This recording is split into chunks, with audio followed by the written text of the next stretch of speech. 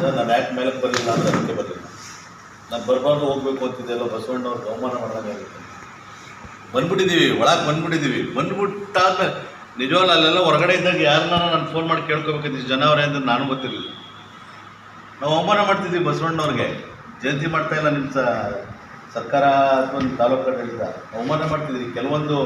ಒಂದಷ್ಟು ಮಹನೀಯರಿಗೆ ಅವಮಾನನೇ ಮಾಡ್ತಿದ್ದೀರಿ. ಪ್ರತಿ ಸರಿ ನಾವು ಅವಮಾನ ಮಾಡ್ಕೊಂಡೇ ಬರ್ತಿದ್ದೀರಿ.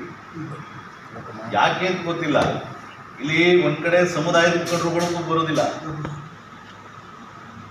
ಈಗ ರಮೇಶ್ ಅವ್ರು ಹೇಳ್ದಂಗೆ ಅಂಬೇಡ್ಕರ್ ಜಯಂತಿ, ಕೆಂಪೇಗೌಡ ಜಯಂತಿ ಮಾತ್ರ ಮಲ್ಲಿಕಾರ್ಜುನ ಅವರೆಲ್ಲ ಹೇಳ್ತಿದ್ರು. ಅಷ್ಟಕ್ಕೆ ಬಿಟ್ಟರೆ ಮಿಕ್ಕಿದ್ದಕ್ಕೆ ಬರೋದೇ ಇಲ್ಲ. ನಾವುಗಳು ಮಾತ್ರ ಬರೋದು. ಸಮುದಾಯದ ಮುಖಂಡ್ರು ಏನು ಹಾಗಾದರೆ? ಅಧಿಕಾರಿಗಳೇನು? ಯಾರಿಗೆ ಬಸವಣ್ಣವ್ರು ಹಾಗಾದ್ರೆ ನಿಮ್ಗೆ ಯಾರಿಗೂ ಬೇಡವಾ? ಅದನ್ನು ನಾವು ಬಹಿರಂಗವಾಗಿ ಹೇಳ್ಬಿಡ್ಬೇಕು. ಆಗ ನಾವು ಒಪ್ಕೊಂಡು ನಾವೇ ಒಂದಷ್ಟು ಜನ ಕರ್ಕೊಬರೋ ಕೆಲಸ ನಾವು ಮಾಡ್ತೀವಿ. ಇನ್ನೇನು ಮಾಡೋದು? ಬಸವಣ್ಣವ್ರ ಬಗ್ಗೆ ನಮ್ಗೆ ಗೌರವ ಇದೆ, ಅಂಬೇಡ್ಕರ್ ಅವ್ರ ಬಗ್ಗೆ ಗೌರವ ಇದೆ. ಮಹನೀಯರನ್ನ ನಾವು ನೆನೆಸ್ಕೊಳ್ಳುವಂಥ ಕಾರ್ಯಕ್ರಮ ನೀವೇ ಮಾಡಲಿಲ್ಲ ಅಂದರೆ ಇನ್ನು ಯಾರು ಮಾಡ್ತಾರೆ? ಹಾಗಾದ್ರೆ ಏನಾದ್ರು ಇಲ್ಲಿ ಬಂದಿರತಕ್ಕಂಥ ನಾಯಕರುಗಳು ಒಬ್ಬೊಬ್ಬರು 100 ಜನಕ್ಕೆ 500 ಜನಕ್ಕೆ 1000 ಜನಕ್ಕೆ ಸಮಾನ ಅಂತ ಏನಾರ ಅಂದ್ಕೊಂಡಿದ್ದೀರೋ? ನೀವು ಅಷ್ಟೇ ತಹಸೀಲ್ದಾರರು ಬಂದರೆ ನಮ್ಮ ಸ್ಟಾಪೇ ಬಂದಂಗೆ ಅಂತ ಏನಾರು ಅಂದ್ಕೊಂಡು ಇಷ್ಟು ಜನ ಬಂದಿದ್ದೀರೋ ನನಗೆ ಗೊತ್ತಿಲ್ಲ ಸರ್. ಎಲ್ಲ ಒಂದು ಕಡೆ ನಾವೇ ಅವಮಾನ ಮಾಡ್ತಿದ್ದೀವಿ ಸರ್. ಯಾಕೆ ಮಾಡಬೇಕು? ಪ್ರತಿ ಸರಿ ಹೇಳಿದ್ರು ಕೂಡ ನೀವು ಕ್ರಮ ಕೈಗೊಳ್ತೀವಿ, ನೋಟಿಸ್ ಕೊಟ್ಟಿದ್ದೀವಿ. ಏನು ಮಾಡಿದ್ದೀರಿ ಸರ್? ನಿಮ್ಮ ಮಾತು ಕೇಳುವಂಥ ಅಧಿಕಾರಿಗಳಲ್ವೇ ಅಲ್ಲ ಈ ತಾಲೂಕಲ್ಲಿ. ಅದುವೇ ಈಗ ಅರವಳ್ಳಿಲಿ ಆಯ್ತಲ್ಲ. ಅರವಳ್ಳಿಲಿ ಏನಾಗಿದ್ದು? ಅಲ್ಲಿ ತಹಸೀಲ್ದಾರು ಪಾಪ ಒಳ್ಳೆ ಕೆಲಸನೇ ಮಾಡ್ತಾ ಇದ್ರು. ಒಳ್ಳೆ ಕೆಲಸ ಮಾಡ್ತಿದ್ದಂಥ ತಹಸೀಲ್ದಾರರು ಕೆಳಗಿನ ಅಧಿಕಾರಿಗಳನ್ನ ನಡೀತರ ಏನ್ಕರ ಬರಲಿಲ್ಲ ಅಂತಂದಾಗ ಅವ್ರಿಗೆ ಚಾಟಿಯೇಟ್ ಕೊಡುವಂಥದ್ದು, ಬೇರೆ ಬೇರೆ ಕೆಲಸ ಮಾಡಲಿಲ್ಲ. ಯಾಕೆ ಕಳಿಸ್ತಾ ಇಲ್ಲ ನೀವು?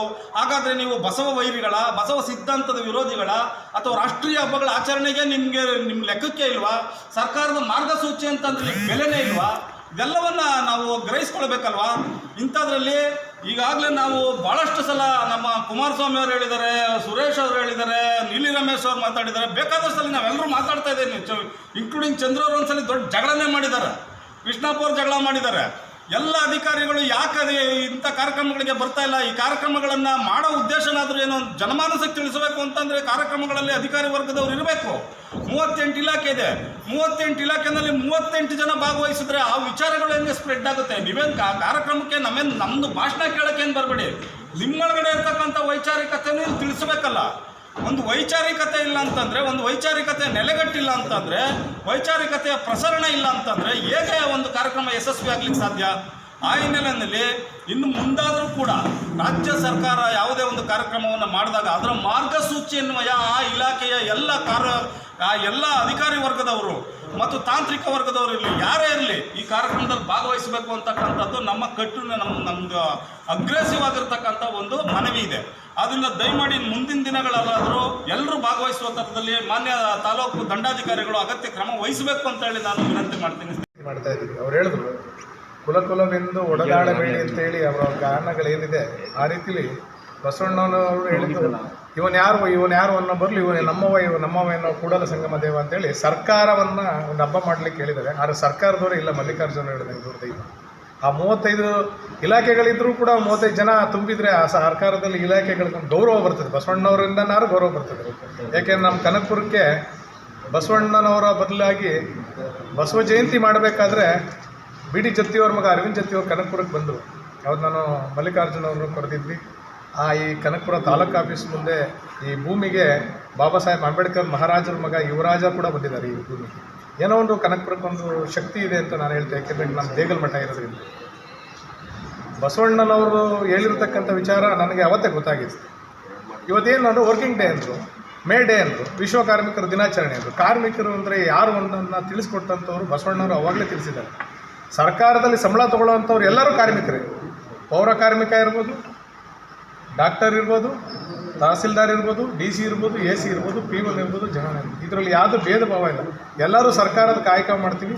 ಸರ್ಕಾರ ಕೂಡ ಒಂದು ಕಾಯಕ ಅಂದರೆ ಅದರಲ್ಲಿ ಎಲ್ಲರೂ ಕೂಡ ಕಾರ್ಮಿಕರ ದಿನಾಚರಣೆ ಅಂತೇಳಿ ವಿಶ್ವ ಕಾರ್ಮಿಕರ ದಿನಾಚರಣೆ ಅಂತ ಹೇಳ್ತೀವಿ. ಆದರೆ ವಿಶ್ವ ಕಾಯಕ ದಿನಾಚರಣೆ ಅಂತೇಳಿ ನಮಗೆ ತಿಳಿಸ್ಕೊಟ್ಟಂಥವ್ರು BD ಜತ್ತಿಯವ್ರ ಮಗ ಅರವಿಂದ್ ಜತ್ತಿಯವರು. ಕನಕಪುರಕ್ಕೆ ಬಂದಿದ್ದರು, ಸ್ನೇಹಿತರು ಮಲ್ಲಿಕಾರ್ಜುನ್ ಇದ್ದರು, ನಮ್ಮ ಕುಮಾರಸ್ವಾಮಿ ಅವ್ರಿಗೂ ಕರೆದಿದ್ವಿ ಅವತ್ತು. ಎಲ್ಲರೂ ಇದ್ದು ಕನಕಪುರದಲ್ಲಿ ಒಂದು ಕಾರ್ಯಕ್ರಮ ಮಾಡಿದಾಗ ನಮಗೂ ಅಲ್ಲಿ ಅರಿವಾಗ್ತು. ನಾವು ಅಂದ್ಕೊಂಡಿದ್ದು ಬರೀ ಕೆಲಸ ಮಾಡೋ ಕಾರ್ಮಿಕರು ಅಂದರೆ ವರ್ಕ್ಶಾಪ್ನಲ್ಲಿರೋರು, ವೆಲ್ಡಿಂಗ್ ಮಾಡೋರು, ನೆಟ್ಟು ಬೋಲ್ಟ್ ಹಾಕಿ ಟೈಟ್ ಮಾಡೋರು, ಪಂಚರ್ ಹಾಕೋನು ಅಂತಲೇ ಅಂದ್ಕೊಂಡಿದ್ದೆ ನಾನು ಕೂಡ. ನಾನೇನು ಗೊತ್ತಾಗಲಿಲ್ಲ, ಅವತ್ತೇ ಗೊತ್ತಾಗ್ತು. ಬಸವಣ್ಣನವರು ಅವಾಗಲೇ ಹೇಳಿದ್ದಾರೆ, ಕಾಯಕವೇ ಕೈಲಾಸ ಅಂದರೆ ಎಲ್ಲ ಕೆಲಸ ಮಾಡೋರೆಲ್ಲರೂ ಕೂಡ ಒಂದೇ ಸಮರ್ಥಿಯಾಗಿರಬೇಕು, ಭೇದ ಭಾವ ಇರಬಾರ್ದು. ಓದಿದ್ರಲ್ಲಿ ವಿದ್ಯಾವಂತನಾಗಿ ಒಬ್ಬ ಸೈಂಟಿಸ್ಟ್ ಆಗಿರ್ತಾನೆ, ಅವ್ನು ಈಚೆ ಓಡಾಡಲಿಕ್ಕಾಗಲ್ಲ, ಅವನು ಕೆಲಸ ಮಾಡ್ತಾನೆ. ಮೊದಲಾಗಿ ಪೂರ್ವಭಾವಿ ಸಭೆಗೆ ನಮಗೆ ಇಲ್ಲಿಗೆ ಆಹ್ವಾನ ಕೊಟ್ಟಿದ್ದಾರೆ ಜಿಲ್ಲಾಧಿಕಾರಿಗಳು.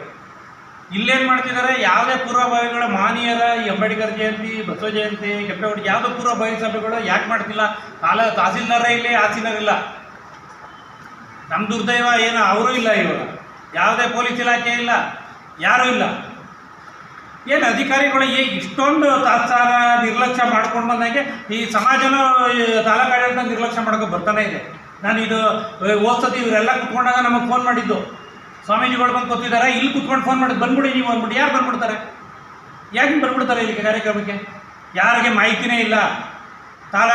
ಒಬ್ಬ ತಾಲೂಕು ಅಧ್ಯಕ್ಷರಿಗೆ ಮಾಹಿತಿ ಇಲ್ಲ, ತಾಲೂಕು ಸೆಕ್ರೆಟ್ರಿಗೆ ಮಾಹಿತಿ ಇಲ್ಲ. ಹೌದು, ನೀವೊಂದು ಗ್ರೂಪ್ ಮಾಡಿದ್ರಿ, ಸಂಬಂಧಪಟ್ಟ ಹೋರಾಟಗಾರರು ನಮಗೆ ಗೊತ್ತಿರ್ತಿದೆ ಅಷ್ಟೇ. ವೀರಶೈವ ಸಮಾಜದ ಅಧ್ಯಕ್ಷನ ಯಾವ ಮಾಹಿತಿ ಇರ್ತದೆ? ಒಬ್ಬ ಸೆಕ್ರೆಟ್ರಿಗೆ ಯಾವ ಮಾಹಿತಿ ಇರ್ತದೆ? ಈಗ ಜಿಲ್ಲಾಧಿಕಾರಿಗಳು ನಮ್ಗೆ ಇಲ್ಲಿಗೆ ಕೊಡ್ತಾರೆ ಅಂದರೆ ಯಾವ ಮಾಹಿತಿ, ನಮಗೆ ಮಾಹಿತಿ ಒಂದು ಕೊಡ್ತಾರೆ ಅಂದರೆ ಹೆಂಗೆ ಕೊಡ್ತಾರೆ? ಕಮ್ಯುನಿಕೇಷನ್ ಆಗ್ತಾ ಇಲ್ಲ ಅಂತ ಸರ್.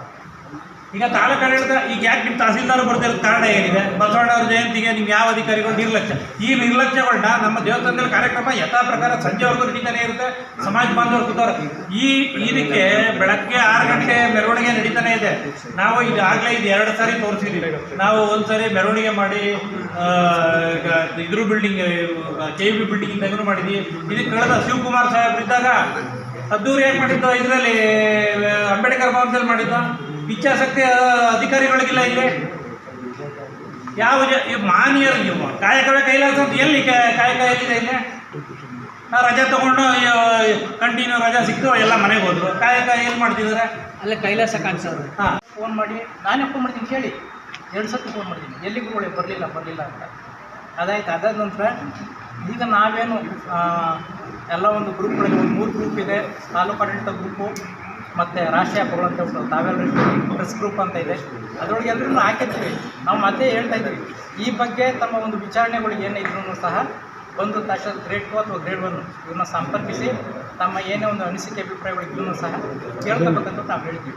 ನೀವು ಬಂದು ಕೇಳಿದ್ರೆ ನೀವೇನು ಹೇಳ್ತೀವಿ ಆ ಪ್ರಕಾರ ನಾವು ನಿಂತ್ಕೊಳ್ತೀವಿ, ಇಲ್ಲ ಅಂತ ಹೇಳಲ್ಲ. ಅದೊಂದಾಯಿತು. ನಂತರ ಇನ್ನೂ ಏನು ಹೇಳ್ತೀವಿ, ಸಂವಿಧಾನದಲ್ಲೇ ಒಂದು ಇದು ಮಾಡಿದ್ದಾರೆ, ಹಕ್ಕು ಮತ್ತು ಕರ್ತವ್ಯ. ನಮಗೆ ನಾವು ಸಂಬಳ ತಗೊಳ್ತಾ ಇದ್ದೀವಿ, ಅದು ನಮ್ಮ ಹಕ್ಕು. ನಮ್ಮ ಕರ್ತವ್ಯನ ನಾವು ನಿಭಾಯಿಸ್ಬೇಕಲ್ಲ. ಎಲ್ಲ ಅಧಿಕಾರಿಗಳಿಗೂ ನಾನು ಹೇಳ್ತಾ ಇರೋದು, ಇದು ಅವರ ಕರ್ತವ್ಯ. ನಾವು ಎಲ್ರಿಗೂ ನಾವು ಕರಿಬೇಕಂತೇಳಿ ನಾವು ಗ್ರೂಪಲ್ಲಿ ಹಾಕಿರ್ತೀವಿ, ಎಲ್ರಿಗೂ ಗೊತ್ತಿರುತ್ತೆ. ನೀವು ವರ್ಷ ನೀವು ಮೆರವಣಿಗೆ ಮಾಡ್ತಾ ನಿಮಗೆ ಗೊತ್ತಿರುತ್ತೆ. ಹಾಗೆಯೇ ಅಧಿಕಾರಿಗಳು ಸಹ ಇಂಥ ದಿನ ಇಂಥ ಜಯಂತಿ ಇದೆ, ಅದು ಅವ್ರ ಕರ್ತವ್ಯ ಅಲ್ಲ, ಅವ್ರು ಬರಲೇಬೇಕಲ್ಲ. ನಾವು ನೋಟಿಸ್ ಕೊಟ್ಟಿದ್ದೀವಿ ಸರ್. ನೋಟಿಸ್ ಕೊಟ್ಟರು ಸಹ ಅವ್ರಿಗೆ ನಾವು ಅವ್ರ ಮೇಲೆ ಏನು ಕ್ರಮ ಕೈಗೊಳ್ಳೋ ಅಧಿಕಾರ ನಮಗಿಲ್ಲ. ಅವ್ರಿಗೆ ನೋಟಿಸ್ ಅಷ್ಟೇ ಕೊಡ್ಬೋದು, ಅಥವಾ ಅವ್ರು ಅದಕ್ಕೆ ಸ್ಪಂದಿಸಿಲ್ಲ ಅಂದರೆ ಅವರ ಮೇಲಧಿಕಾರಿಗಳಿಗೆ ಅಷ್ಟೇ ನಾವು ಹೇಳ್ಬೋದು. ಅದನ್ನು ಬಿಟ್ಟರೆ ಬೇರೆ ಇನ್ನೇನು ನಮ್ಮ ಕಡೆಯಿಂದ ಆಗೋದಿಲ್ಲ. ಅದು ಅವ್ರು ಬಂದು ಮಾಡಬೇಕು, ಅವ್ರು ಪಾಲ್ಗೊಳ್ಬೇಕು, ಪ್ರತಿಯೊಬ್ಬರು ಬರಬೇಕು. ತಾವೆಲ್ಲರೂ ಹೇಳ್ದಾಗೆ 30 ಇಲಾಖೆಯಿಂದ 30 ಜನ ಬಂದ್ವಿ ಸಭೆ ತುಂಬಿದಂತೆ. ಆದ್ರೂ ನೀವು ಎಲ್ಲಗಳು ಕೇಳ್ಕೊಳ್ಳಿಕ್ಕೆ ನಾನು ಅದನ್ನು ಹೇಳಿದೆ ಅಷ್ಟೇ. ಈ ದಿನ